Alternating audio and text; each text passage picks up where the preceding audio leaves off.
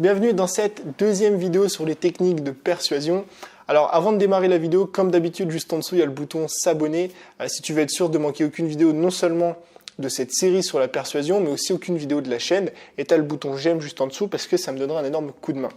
Alors on enchaîne j'enchaîne les deux vidéos d'affilée et là on va parler d'un truc qu'on connaît tous, c'est l'engagement et la cohérence. Est-ce que tu t'es déjà demandé une fois, en jouant à l'euro million, comment ça se faisait qu'avant de jouer, ça veut dire que tu arrives au tabac, tu n'as pas acheté ton ticket d'euro million, t'y crois pas trop, tu vois, t'y crois pas trop, tu te dis bon, c'est un ticket d'euro million, voilà, j'ai une chance sur je sais pas combien de gagner. Et bizarrement, une fois que tu t'achètes ton ticket, une fois que tu as donné l'argent au mec du tabac, que tu as récupéré ton ticket, que tu l'as dans les mains, là, tu es en train de t'imaginer ce que tu vas faire avec ton argent. Parce que t'imagines, c'est con, mais t'imagines que tu as plus de chances de gagner. Alors que statistiquement, les chances, c'est les mêmes. Mais si on te pose la question avant l'achat et après l'achat du ticket, et ça, encore une fois, c'est des études qui ont été réalisées, notamment sur les parieurs de chevaux, tu sais.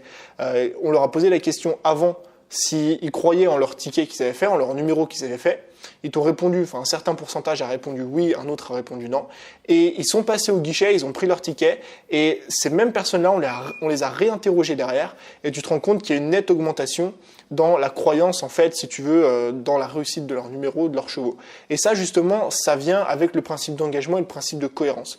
Au quotidien, notre cerveau aime prendre des raccourcis. Et on aime être en accord, c'est ça en fait la clé de tout, c'est qu'on aime être en accord avec soi-même. On n'a pas envie de passer pour un gros bouffon qui dit un truc, qui dit A et qui fait B, ou qui promet A et qui fait B. C'est pour ça qu'on est amené tous les jours à être en cohérence avec nos paroles, en cohérence avec nos actes et en cohérence avec nos engagements.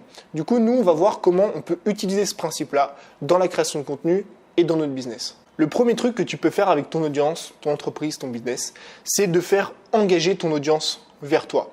Alors, il y a plusieurs façons de faire engager une audience. La première, c'est par exemple, et c'est une simple question, mais je t'assure qu'elle peut faire une différence. La première, c'est par exemple de demander à ton audience, est-ce qu'elle sera là au prochain rendez-vous ?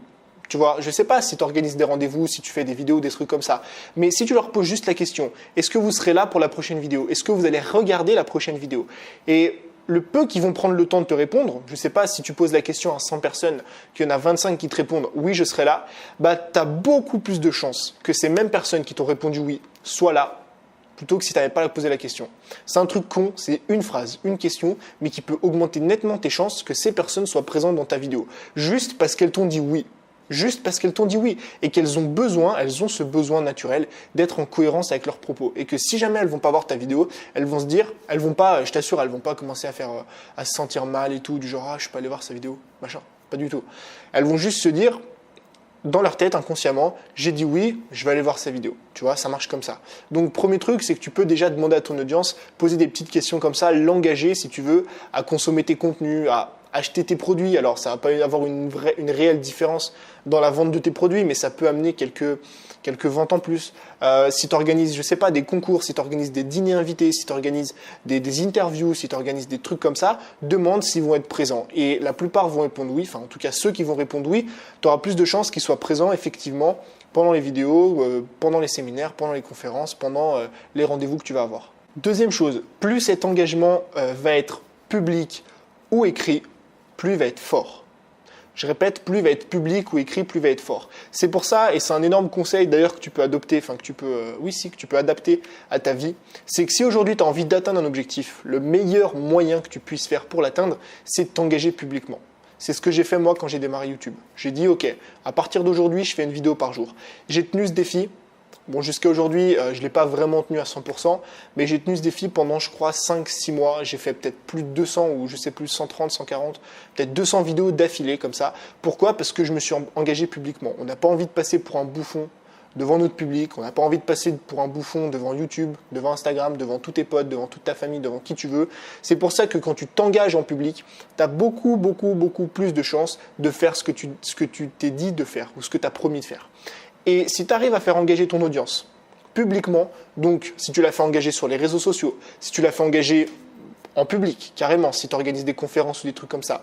Si tu l'as fait engager sur Facebook, sur YouTube, sur des trucs comme ça, bon, le mieux évidemment aujourd'hui c'est les plateformes des réseaux sociaux, mais plus tu fais engager ton audience publiquement, plus elle sera à même justement de tenir cet engagement. C'est sûr que si vous parlez, vous discutez de toi à moi, ok, est-ce que tu vas faire ça, est-ce que tu t'engages à faire ça, lui va te répondre oui, tu diminues un petit peu tes chances quand même, malheureusement, qu'elle le fasse.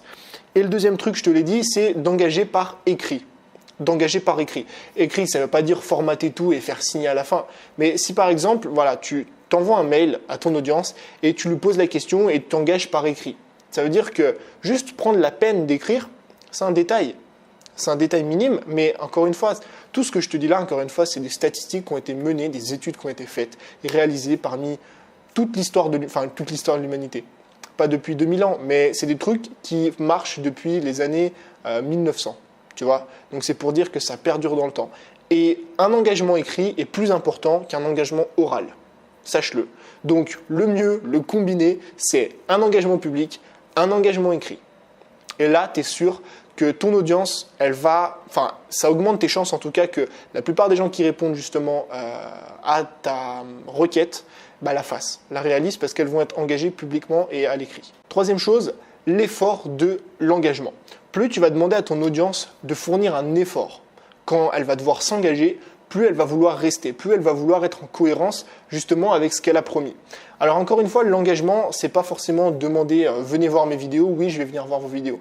C'est par exemple l'engagement dans un groupe Facebook. Si aujourd'hui tu n'as pas de groupe Facebook, je suis très mal placé pour te dire ça parce que j'en ai pas, mais je vais en faire un. J'ai compris un petit peu que c'était important. Si tu n'as pas de groupe Facebook, je t'invite à en créer un. D'accord ? Pour ton audience, parce que je t'assure que ça apporte pas mal de résultats. Et justement, c'est un exemple. Tu peux prendre ça aussi pour tes emails ou tes trucs comme ça. Mais plus tu vas rendre, tu vois, à contrario de ce qu'on pense, plus tu vas rendre l'accès difficile à ce groupe Facebook, plus le groupe Facebook va être soudé et plus l'engagement dans ce groupe Facebook va être important. D'accord ? Parce que les gens ont mis des efforts. Alors des efforts à prendre avec des pincettes. Ils n'ont pas sué pour aller dans le groupe Facebook. Mais si par exemple tu rends ton groupe Facebook accessible à tout le monde, bon, tu as monsieur et madame tout le monde qui rentrent, les gens s'en foutent un petit peu, tu vois. Les gens vont se dire, ouais, mais c'est pas grave, je suis rentré comme ça en claquant des doigts. Maintenant, si dans le groupe Facebook, tu mets des conditions. Des conditions, ça peut être des engagements écrits, par exemple. Tu mets des conditions à respecter. Par exemple, je suis actif, je réponds aux commentaires, j'écris correctement, machin. Oui, je respecte ces conditions, j'ai lu et tu vois, c'est le principe même en fait des conditions générales de vente. Oui, j'ai lu et j'accepte ces conditions. Et justement, plus l'engagement va être fort, plus ça va être compliqué de rentrer dans le groupe Facebook. Alors, compliqué, ça va prendre avec des pincettes, encore une fois. Le but, c'est pas de mettre des barrières à l'entrée du groupe. C'est pas de dire, ok, pour rentrer dans le groupe, il faut que tu sois du groupe AB positif, il faut que tu aies 1000 abonnés, il faut que tu génères 5 000 € par mois, il faut que tu aies les yeux verts. Ça, c'est des critères d'entrée. Ce qu'il faut rendre difficile, c'est l'entrée au groupe. Ça veut dire plutôt que juste cliquer sur un bouton et mettre accéder au groupe, tu demandes de remplir des conditions qui sont, de lire et d'accepter des conditions qui sont de bien écrire et tout. Tu demandes de mettre un email. Derrière, tu demandes de demander l'accès au groupe. Et là, toi, tu acceptes Et tu as 3 critères d'entrée. Des critères entre guillemets, encore une fois. Mais tu as 3 paliers, si tu veux, avant de rentrer dans le groupe. Et là, au moins, tu es sûr et certain que les gens qui vont rentrer dans ton groupe Facebook, ça va être des personnes engagées et cohérentes avec ce qu'elles vont dire. Et la dernière chose, c'est quelque chose qu'on peut appeler un petit peu l'arme ultime de la persuasion. Alors... J'aime bien dire l'arme ultime, mais c'est pareil, ça ne va pas te faire gagner 20 000 €. Tu ne vas pas passer de 0 à 12 000 abonnés avec ce principe-là de persuasion. Mais l'arme ultime, c'est en fait quelque chose qu'on appelle la raison intérieure, l'engagement intérieur. Plutôt que d'avoir un engagement extérieur. Le principe, je vais te l'expliquer un petit peu, je vais te l'imager après, mais tu commences par mettre en place un engagement extérieur, d'accord, pour une activité. Et le but, c'est que cet engagement extérieur amène ensuite des engagements intérieurs. Un peu compliqué, je vais te montrer. C'est simple. Par exemple, demain, je te dis, allez, viens, je sais pas, tu es un pote à moi ou tu bosses avec moi, tu es un associé ou je sais pas, on a un projet ensemble. Je te dis, vas-y, demain, toi, t'es pas un mec sportif dans l'âme, tu vois, t'aimes pas trop le sport et tout, t'es pas bien, machin, t'aimes pas trop le sport. Je te dis, vas-y, viens, demain, on va faire une course caritative et tout, c'est à peine 10 km et tout. Bon, ça va te faire un peu de bien physiquement, t'es pas très sportif et tout, viens, on fait ça. Pas demain, dans un mois. Dans un mois, viens, il y a une course caritative et tout pour les Restos du Cœur, je sais pas quel machin. On va courir 10 km. Là, tu vas me dire, bon, vas-y, allez, une course caritative, c'est pour le plaisir et tout. Du coup, ce qui se passe, c'est qu'on va forcément s'entraîner un petit peu pour ça, pour la course caritative. Parce que tu peux pas courir 10 km quand tu n'as jamais fait de sport. Enfin, si, tu peux, mais bon, c'est con de se faire mal alors qu'on peut s'échauffer. Donc, je te dis, vas-y, on s'entraîne 1 à 2 fois par semaine pour la course caritative. Donc là, tu as un engagement qui est extérieur. Ça veut dire que tu commences à faire du sport pour la course caritative, donc engagement extérieur. Ensuite, le but, c'est d'amener cet engagement extérieur, enfin, que cet engagement extérieur amène des engagements intérieurs. Et là, on fait la course caritative et je vais dire, bon alors, est-ce que le sport, ça t'a pas fait du bien? Est-ce que c'est pas meilleur pour ta santé? Est-ce que tu te portes pas mieux? Tu vois, est-ce que t'as pas perdu du poids même? Et là, déclic. Putain, c'est vrai, j'ai perdu du poids. Je me sens mieux, je me sens en forme. Bah, je vais continuer le sport, tu vois. Je vais continuer et tout machin parce que c'est quelque chose qui est bien pour moi, qui est bon pour ma santé, qui est ci, qui est ça, qui est X, qui est Y. Et c'est génial parce que c'est un engagement extérieur qui t'amène des engagements intérieurs. Malheureusement, pour toi, j'ai pas réussi à trouver d'image parfaite pour la création de contenu à part celui-là. J'ai voulu t'expliquer de la plus simple des manières, mais vu que je sais pas dans quelle thématique tu es, je peux pas te dire, toi ton engagement extérieur c'est ça, l'engagement intérieur c'est ça. Ce qu'il faut que tu comprennes, c'est que d'abord tu dises aux personnes de s'engager pour quelque chose d'extérieur. C'est tout. Par exemple, fais du sport pour la course caritative. Et c'est ce sport-là qui va amener ensuite plusieurs autres engagements intérieurs et qui va soutenir des piliers de cet engagement, enfin qui va soutenir un petit peu le fait de faire du sport. Et la personne n'aura plus besoin, si tu veux, de cette excuse-là de la course caritative pour s'entraîner. Parce qu'elle aura d'autres piliers. Ces piliers, c'est la santé, ces piliers, c'est se sentir bien, perdre du poids, confiance en soi. Et là, elle n'a plus besoin justement de cet engagement extérieur. Donc voilà un petit peu comment ça marche, l'arme ultime. Donc voilà un petit peu pour la cohérence et pour l'engagement. Ce qu'il faut que tu comprennes, c'est que nous, êtres humains, quand on dit quelque chose, on a envie de le faire. Parce que si on n'est pas cohérent avec nos propos, on va passer pour un bouffon. Et personne n'a envie de passer pour un bouffon aujourd'hui. Et toi, justement, tu peux utiliser ça dans ton business et dans ta création de contenu avec tout ce qu'on a vu. Retiens juste une chose, l'engagement public est très important. L'engagement écrit est plus important que l'engagement oral. Plus tu vas rendre difficile cet engagement, ça veut dire les étapes avant de s'engager. Je te reprends l'exemple du groupe Facebook, mais tu crées un groupe Facebook.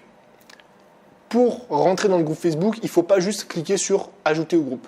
Il faut respecter des conditions qui sont... Enfin, il faut lire et accepter des conditions. Par exemple, être actif, écrire en bon français, ne pas insulter les gens, amener des conseils et tout. Tu fais lire et accepter ces conditions, ensuite tu captures un email, ensuite tu demandes l'autorisation au groupe, et derrière le mec a accès au groupe. Donc tu as 3 trucs avant de rentrer dans le groupe Facebook. Et plus il y a de barrières avant de rentrer dans ce groupe-là, plus l'engagement et la cohérence va être forte à l'intérieur du groupe. Et le 4e truc, c'est l'arme ultime. L'arme ultime, c'est amener un engagement extérieur pour soulever des engagements intérieurs. Et ensuite, il n'y aura plus besoin de cet engagement extérieur. Je reprends l'exemple du sport, mais par exemple, si toi, tu as envie de te mettre au sport, trouve un engagement extérieur. Par exemple, je ne sais pas, préparer un marathon, un semi-marathon qui s'organise dans ta ville. Tu prépares pendant 6 mois ce semi-marathon, donc l'engagement extérieur. Ensuite, il prend place à l'intérieur de toi et tu continues le sport quand même après le marathon parce que ça t'a fait des bienfaits. Et là, tu as plein de piliers à l'intérieur de toi qui se lèvent et qui font en sorte que l'engagement extérieur, donc le semi-marathon, tu n'en as plus besoin. Donc voilà, c'était tout pour cette vidéo, donc la 2e vidéo de ma série sur la persuasion. Si ça t'a plu, juste en dessous, il y a le bouton s'abonner pour être sûr de manquer aucune vidéo. Il y a le bouton j'aime pour me dire si tu as aimé la vidéo, si tu aimes le concept. Tu peux aussi me le mettre dans les commentaires. Sinon, nous, on se retrouve demain dans une prochaine vidéo. Ciao!